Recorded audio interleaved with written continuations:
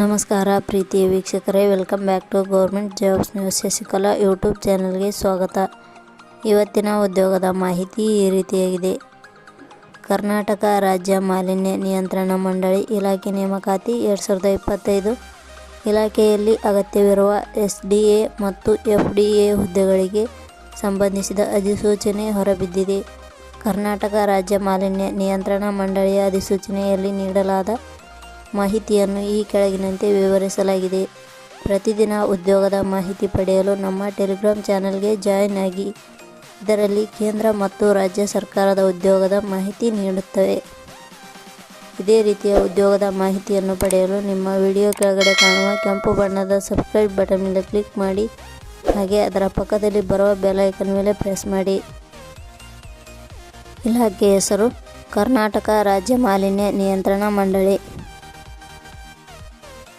ಹುದ್ದೆಗಳ ಹೆಸರು ಸಹಾಯಕ ಪರಿಸರ ಅಧಿಕಾರಿ, ಸಹಾಯಕ ವೈಜ್ಞಾನಿಕ ಅಧಿಕಾರಿ, ವೈಜ್ಞಾನಿಕ ಸಹಾಯಕ, ಕಾನೂನು ಸಹಾಯಕ, ಪ್ರಥಮ ದರ್ಜೆ ಸಹಾಯಕ, ದ್ವಿತೀಯ ದರ್ಜೆ ಸಹಾಯಕ.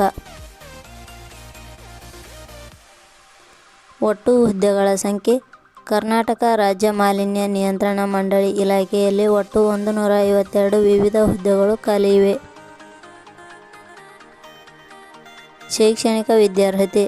ಕರ್ನಾಟಕ ರಾಜ್ಯ ಮಾಲಿನ್ಯ ನಿಯಂತ್ರಣ ಮಂಡಳಿ ಇಲಾಖೆಯಲ್ಲಿ ಖಾಲಿ ಇರುವ ವಿವಿಧ ಹುದ್ದೆಗಳಿಗೆ ಅರ್ಜಿ ಸಲ್ಲಿಸಲು ಬಯಸುವ ಅಭ್ಯರ್ಥಿಗಳು ಮಾನ್ಯತೆ ಪಡೆದ ವಿಶ್ವವಿದ್ಯಾಲಯದಿಂದ ಅಥವಾ ಸಂಸ್ಥೆಯಿಂದ ದ್ವಿತೀಯ PUC ಪದವಿ, BSc, BTech ಅರ್ಹತೆ ಪಡೆದ ಅಭ್ಯರ್ಥಿಗಳು ಅರ್ಜಿ ಸಲ್ಲಿಸಬಹುದು.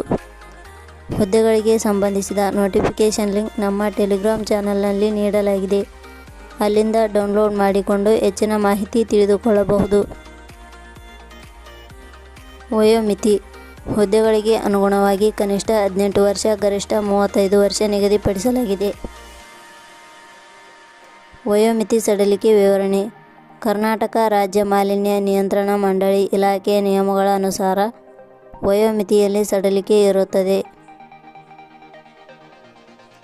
ವೇತನ ಶ್ರೇಣಿ. ಕರ್ನಾಟಕ ರಾಜ್ಯ ಮಾಲಿನ್ಯ ನಿಯಂತ್ರಣ ಮಂಡಳಿ ಇಲಾಖೆ ಅಧಿಸೂಚನೆ ಪ್ರಕಾರ ಹುದ್ದೆಗಳಿಗೆ ಆಯ್ಕೆಯಾದ ಅಭ್ಯರ್ಥಿಗಳಿಗೆ ಇಲಾಖೆಯ ನಿಯಮಗಳ ಅನುಸಾರ 27,100 ರಿಂದ 47,500 ವೇತನ ಶ್ರೇಣಿ ಇರುತ್ತದೆ. ಅರ್ಜಿ ಸಲ್ಲಿಸುವ ವಿಧಾನ. ಕರ್ನಾಟಕ ರಾಜ್ಯ ಮಾಲಿನ್ಯ ನಿಯಂತ್ರಣ ಮಂಡಳಿ ಇಲಾಖೆಯಲ್ಲಿ ಖಾಲಿ ಇರುವ ಹುದ್ದೆಗಳಿಗೆ ಅರ್ಜಿ ಸಲ್ಲಿಸಲು ಬಯಸುವ ಅಭ್ಯರ್ಥಿಗಳು www.jobsexplain.com ಗೆ ಭೇಟಿ ನೀಡಿ ಅರ್ಜಿ ಸಲ್ಲಿಸಬೇಕು. ಆಯ್ಕೆ ವಿಧಾನ. ಕರ್ನಾಟಕ ರಾಜ್ಯ ಮಾಲಿನ್ಯ ನಿಯಂತ್ರಣ ಮಂಡಳಿ ಇಲಾಖೆ ಅಧಿಸೂಚನೆ ಪ್ರಕಾರ ಹುದ್ದೆಗಳಿಗೆ ಅರ್ಜಿ ಸಲ್ಲಿಸಿದ ಅಭ್ಯರ್ಥಿಗಳನ್ನು ಸ್ಪರ್ಧಾತ್ಮಕ ಪರೀಕ್ಷೆ ಹಾಗೂ ಸಂದರ್ಶನದ ಆಧಾರದ ಮೇಲೆ ಆಯ್ಕೆ ಮಾಡಲಾಗುತ್ತದೆ. ಅರ್ಜಿ ಶುಲ್ಕ. ಸಾಮಾನ್ಯ ವರ್ಗದ ಅಭ್ಯರ್ಥಿಗಳಿಗೆ ಯಾವುದೇ ರೀತಿಯ ಅರ್ಜಿ ಶುಲ್ಕ ಇರುವುದಿಲ್ಲ. SC/ST ಅಭ್ಯರ್ಥಿಗಳಿಗೆ ಯಾವುದೇ ರೀತಿಯ ಅರ್ಜಿ ಶುಲ್ಕ ಇರುವುದಿಲ್ಲ. ಅಂಗವಿಕಲ ಅಭ್ಯರ್ಥಿಗಳಿಗೆ ಯಾವುದೇ ರೀತಿಯ ಅರ್ಜಿ ಶುಲ್ಕ ಇರುವುದಿಲ್ಲ. ಮಾಜಿ ಸೈನಿಕ ಅಭ್ಯರ್ಥಿಗಳಿಗೆ ಯಾವುದೇ ರೀತಿಯ ಅರ್ಜಿ ಶುಲ್ಕ ಇರುವುದಿಲ್ಲ. ಪ್ರಮುಖ ದಿನಾಂಕಗಳು. ಅರ್ಜಿ ಸಲ್ಲಿಕೆ ಆರಂಭದ ದಿನಾಂಕ ಅತಿ ಶೀಘ್ರದಲ್ಲಿ.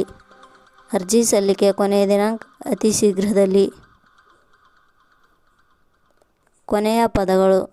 ನಾವು ನೀಡಿರುವ ಈ ಉದ್ಯೋಗದ ಮಾಹಿತಿ ಇಷ್ಟವಾಗಿದ್ದರೆ ಮಾಹಿತಿಯನ್ನು ಎಲ್ಲರಿಗೂ ಶೇರ್ ಮಾಡಿ.